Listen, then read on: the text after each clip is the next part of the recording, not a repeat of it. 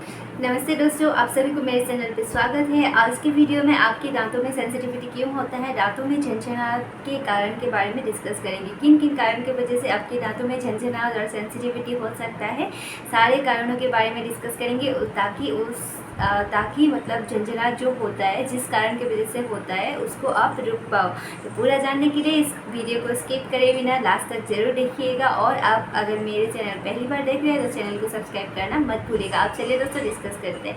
सबसे पहला कारण हमारे जो दांत घिसने के वजह से सेंसिटिविटी होता है। दांत तभी घिसते हैं जब आप बहुत ज़ोर से ब्रश करते हैं। तो अलग अलग कारण है दांत घिसने का भी। तो सबसे पहले हम एब्रेजन के बारे में डिस्कस करेंगे। जो एब्रेजन जो है वो बहुत ज़ोर से ब्रश करने की वजह से, हार्ड ब्रशिंग की वजह से होता है। जैसे कि बहुत लोग होता है जो ऐसे बहुत ज़ोर से ब्रश करते हैं, और ऐसे बहुत ज़ोर से ब्रश करने से हमारे जो दांत का ऊपर वाली मतलब लेयर है, जिसको इनामेल बोला जाता है, जो बहुत ज़्यादा हार्ड पार्ट है। Hardest part of our body is enamel, मतलब हार्डेस्ट पार्ट होके भी ये आप डेली अगर बहुत ज़ोर से ऐसे ब्रश करेंगे तो वो धीरे धीरे करके घिसने लगता है। जैसे हमारा जो दांत होता है उसका 3 पार्ट होता है। सबसे ऊपर जो सफ़ेद दिखता है वो इनामेल बोलता है। उसके अंदर जो पार्ट है उसको डेंटिन बोला जाता है, और जो उसके अंदर है उसको पल्प बोला जाता है। और जैसे कि सबसे पहले अगर आप बहुत ज़ोर से ब्रश कर रहे हैं तो उसकी वजह से आपके ऊपर दांतों की ऊपर वाली परत जो इनामेल बोला जाता है वो घिसने लगते हैं। और वो घिसने के बाद जब डेंटिन एक्सपोज हो जाते हैं उसके बाद आपको थोड़ा सा सेंसिटिविटी फील होता है। जैसे डेंटिन एक्सपोज होने के साथ साथ आपके जो दांत है, दांत के नेक पोर्शन, मतलब जो दांत है और मसूड़े जहाँ पे मिलते हैं उस जगह एक गड्ढा जैसा बन जाता है। और आप ऐसे उंगली से अगर टच करेंगे तो आपको पता चल जाएगा। उसी जगह आपको सबसे पहले झंझनाहट होने लगता है, फिर बाद में जाके इसमें दर्द भी शुरू हो जाता है। वो गड्ढा जैसा बन जाता है जिसको एब्रेजन कैविटी भी बोला जाता है। जैसे फ़ोटो में ऐसे दिखाया है, दिखने में ऐसा होता है। और ये जो है मेन कारण है दांत को बहुत ज़ोर से घिसना, बहुत ज़ोर से ब्रश करते हैं। बहुत लोग ये सोचते हैं कि बहुत ज़ोर से हम दांत को ब्रश करेंगे तो दांत आपके साफ़ रहेंगे और साफ़ हो जाएंगे, लेकिन दोस्तों ये आपके गलत सोच है। अगर आप बहुत ज़ोर से और लंबे समय तक, जैसे ब्रशिंग टाइम हमारा जो मतलब 3 to 4 मिनट्स, मतलब 3 से 4 मिनट आपको ब्रश करना चाहिए, लेकिन आप उससे ज़्यादा अगर 5-7 मिनट आप ब्रश करते हो डेली और बहुत ज़ोर से ऐसे घिस के करते हो तो आपको ये प्रॉब्लम हो सकता है, जिसको एब्रेजन बोला जाता है। और दांतों का मतलब जो ऊपर वाली लेयर होता है वो घिस जाता है, फिर डेंटिन एक्सपोज हो जाता है। और इसमें सबसे पहले आपको सेंसिटिविटी होने लगता है, झंझनाहट, फिर पहले ठंडा पानी लगेगा, फिर गर्म पानी से भी, चाय से भी आपको फिर सेंसिटिविटी होने लगेगी। फिर बाद में जाके जब पल्प एक्सपोज हो जाता है, मतलब जब नस खोल जाते हैं, पूरा कैविटी डिप तक जाती है, तब आपको दर्द भी होना शुरू होता है। इसीलिए आप अगर जोर से ब्रश करते हैं और बहुत लंबे समय, जैसे 5-7 मिनट, 8 मिनट अगर ब्रश करते हैं तो आपको वो रुकना है। जो नॉर्मल जो हमारा जो ब्रशिंग टाइम है तो 3 to 4 मिनट्स, 3 से 4 मिनट आपको ब्रश करना चाहिए। और प्रॉपर ब्रशिंग जो टाइप है, प्रॉपर ब्रशिंग वेट आपको, मतलब जो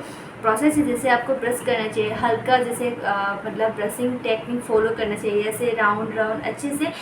कैसे ब्रश करना है, ब्रशिंग टेक्निक के बारे में अलग वीडियो बना के रखा है, उसको आप देखोगे तो फिर आपको पता चल जाएगा कैसे ब्रश करना है। तो प्रॉपर तरीके से आपको ब्रश करना है। मेरा मतलब ये है कि प्रॉपर तरीके से आपको ब्रश करना है, ताकि आपके जो दांत है, दांत घिसे नहीं और आपको सेंसिटिविटी का प्रॉब्लम नहीं होगी।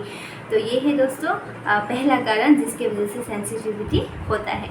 दूसरा होता है एट्रीजन बोला जाता है, जिसको जैसे आपके जो जोर से ब्रश करते हैं उसकी वजह से आपके जैसे दांत के ऊपर वाले लेयर घिस जाते हैं, और आप दूसरा वाला जो एट्रीजन होता है वो यहाँ से घिस जाता है। जैसे दांत छोटे छोटे हो जाते हैं, दांत जैसे ऐसे दबाने से दांत छोटे छोटे हो जाते हैं, फिर धीरे धीरे जब ज़्यादा हो जाते हैं, दांत के जो कस्प होती है, मतलब जैसे क्या बोलते हैं, दांत के जो ऊपर वाली, जैसे हम चबाते हैं, जो चबाने वाला जो सरफेस होता है वहाँ से घिस जाते हैं। तो दांत देखने में ऐसे फ़ोटो में दिखाया है, ऐसे छोटा छोटा, मतलब हाइट कम हो जाते हैं दांतों का। और इसमें पहले इनामेल घिस जाता है, उसके बाद डेंटिन एक्सपोज होने तक आपको सही रहता है, लेकिन जब डेंटिन एक्सपोज होते ही जाते फिर आपको धीरे धीरे सेंसिटिविटी फील होता है। फिर जब पल्प एक्सपोज हो जाता है फिर आपको दर्द भी शुरू होगा। और ऐसे क्या होता है, ऊपर वाली जो दांत के आपके च्यूइंग सरफेस से अगर घिस जाता है दांत, तो आपको खाना खाने में भी प्रॉब्लम हो सकती है। ज़्यादा प्रेशर लगाना पड़ेगा आपको खाना खाने में, क्योंकि जो दांत है वो अच्छे से मिल नहीं पाएंगे। फिर जो आपके जो जॉ रिलेशन है उसमें भी चेंजेस आएंगे, फिर आपको पेन होने लगेंगे। ऐसे बहुत सारे प्रॉब्लम होता है, लेकिन सबसे पहले आपको सेंसिटिविटी का प्रॉब्लम होगा। तो ये किस किस लोगों को होता है वो भी मैं बता देती हूँ। अगर कोई लोग है जो आपके मुँह क्यों होता है, हमारे दांत क्यों होता है, दांत इसीलिए होता है कि आप ताकि अच्छे से खाना खा पाओ। कि कोई लोग होता है खाना खाने के बाद भी लगातार पूरा दिन गुटखा सुपारी कोई भी और पैकेट्स वगैरह, मतलब कोई भी पैकेट्स खाते रहते हैं, पूरा दिन भर वो मुंह को यूज़ करता रहता है। ज़्यादा सुपारी खाने से और ज़्यादा पैकेट्स वगैरह गुटखा तंबाकू ये सब खाने से क्या होता है, दांत को ज़्यादा एक्टिव करते हैं। मतलब दांत जो सीविंग सरफेस है, मतलब दांत ऐसे ऐसे करके ज़्यादा यूज़ होता है पूरा दिन भर, तो वो घिसने लगते हैं। और कोई लोग होते हैं कि रात को जब सोते हैं नाइट ग्राइंडिंग करते हैं, मतलब जो दांत को चबाते हैं रात को बहुत ज़ोर से प्रेशर लगा के चबाते हैं। जो रोज़ डेली वो ऐसे करते हैं उन लोगों को भी ये एट्रिजन का प्रॉब्लम हो सकता है। तो अगर आपको नाइट ग्राइंडिंग का हैबिट है, रात को दांत अगर मतलब चबाते हो तो वो आदत को छोड़ना है। और अगर आप बहुत ज़्यादा सुपारी खाते हैं तो वो एकदम से तो छोड़ने का प्रॉब्लम होता है, क्योंकि वो आदत सा बन जाता है। अगर आप ज़्यादा सुपारी खाते हैं और आपकी मतलब एज कम है या एज का कोई दिक्कत नहीं है, आप एज कम है या ज़्यादा है, लेकिन आप ज़्यादा सुपारी खाते हैं, मतलब आप मुंह को ज़्यादा यूज़ करते हैं और आपको आपके जो दांत है घिसना शुरू हो रहा है, तो आप उसको रुक सकते हो। सुपारी को आपको छोड़ना है, वो धीरे धीरे करके आपको सुपारी को छोड़ना है। और फिर दांत नहीं घिसेंगे, उसके लिए फिर अलग ट्रीटमेंट होता है, उसके बारे में भी अलग वीडियो में डिस्कस करेंगे। जो दांत घिस जाता है फिर क्या ट्रीटमेंट होता है, फिर क्या कर सकते हैं, दांत को कैसे पहले जैसा बना सकते हैं, वो अलग अलग ट्रीटमेंट है। लेकिन अगर आपको ऐसा प्रॉब्लम होता है तो सेंसिटिविटी होता है, दांतों में झंझनाहट होता है।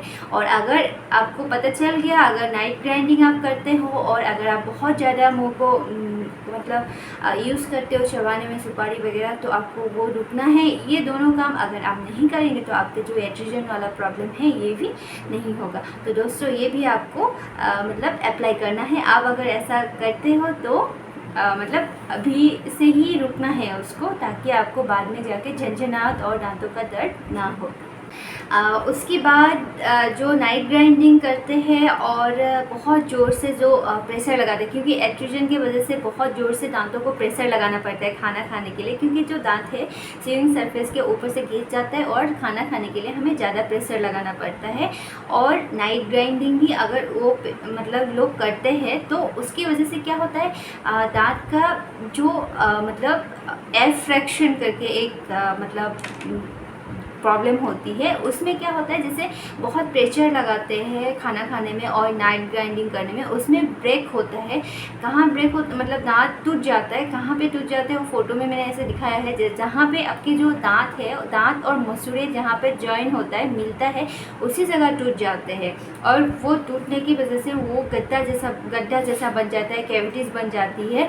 तो उसके बाद भी आपको सेंसिटिविटी हो सकता है। और बाद में उसका अगर आप ट्रीटमेंट नहीं करवाते हैं, मतलब एयर फ्रैक्शन का टूथ अगर फ्रैक्चर हो जाता है, उस जगह टूट जाता है, गड्ढा बन जाता है, उसके बाद अगर आप ट्रीटमेंट नहीं करवाते तो बाद में जाके दर्द भी हो सकता है। पहले तो सेंसिटिविटी होगा तो बाद में जाके दर्द होगा। इसीलिए आपको नाइट ग्राइंडिंग जो हैबिट है उसको बिल्कुल रुकना है। और जो मतलब जैसे ये एक दूसरे से मतलब रिलेटेड है, जैसे एट्रिजन होगा उनको नाइट ग्राइंडिंग का भी मतलब हैबिट होता है। और उसके साथ साथ मतलब जब दांत घिस जाएंगे, एट्रिटेड हो जाएंगे, उसके बाद आपको ज़्यादा प्रेशर लगाना पड़ता है खाना खाने के लिए, तो उस टाइम भी ये टूट सकता है। तो इन चीज़ मतलब ये दोनों चीज़ में ही आपको ध्यान देना है, क्योंकि एट्रिजन होगा तो साथ साथ में आपका एफ्रैक्शन भी हो सकता है। अगर होता है तो आपको ध्यान देना है और डॉक्टर से कंसल्ट करवा के उनका जो है ट्रीटमेंट करवाना चाहिए। और अगर आप नाइट ग्राइंडिंग करते हो तो उसको रुकने से ये प्रॉब्लम आपको कभी नहीं होगा। उसके बाद जैसे हम बहुत लोग होता है कि आजकल तो सभी लोग मतलब बच्चे से लेके बूढ़े तक सब लोग कोल्ड ड्रिंक्स लेते ही है। Cold drinks, lemon juice, soda, फिर मतलब जैसे ये सारे जो जूस होता है, फिर अल्कोहल से लेके ये सारे जो जूस होता है ये एसिडिक नेचर का होता है। तो ये सारे लेने के वजह से क्या होता है, जैसे हमारे जो दांत होती है, दांत के 3 layer, enamel, dentin and pulp, तो इनामल का जो लेयर होता है वो धीरे धीरे करके फिर घिसने लगते हैं, धीरे धीरे करके घिसने लगती है। जब डेंटिन एक्सपोज हो जाता है फिर सेंसिटिविटी शुरू हो जाता है। इसीलिए एसिडिक जो फूड है, एसिडिक जूस वगैरह जो है वो मतलब ना ले तो बेटर है, लेकिन अगर ले भी रहे हैं तो उसको लिमिट में लेना चाहिए ताकि आपको कोई भी प्रॉब्लम नहीं हो। दांत और मसूड़े के बीच में, मतलब जो 2 दांतों के बीच में कैलकुलस, प्लैक, टार्टर ये जमा हो जाता है, मतलब जो पत्थर जैसे सब्सटेंसेस जमा हो जाता है, उसकी वजह से जो मतलब दांत के बीच में जो मेनली हमारे जो आगे वाले दांत होते हैं उसी के अंदर की तरफ ज़्यादा ये कैलकुलस और प्लैक जमता है। आप अगर खुद से देखोगे तो पता चल जाएगा, आपको दिखने भी लगेगा।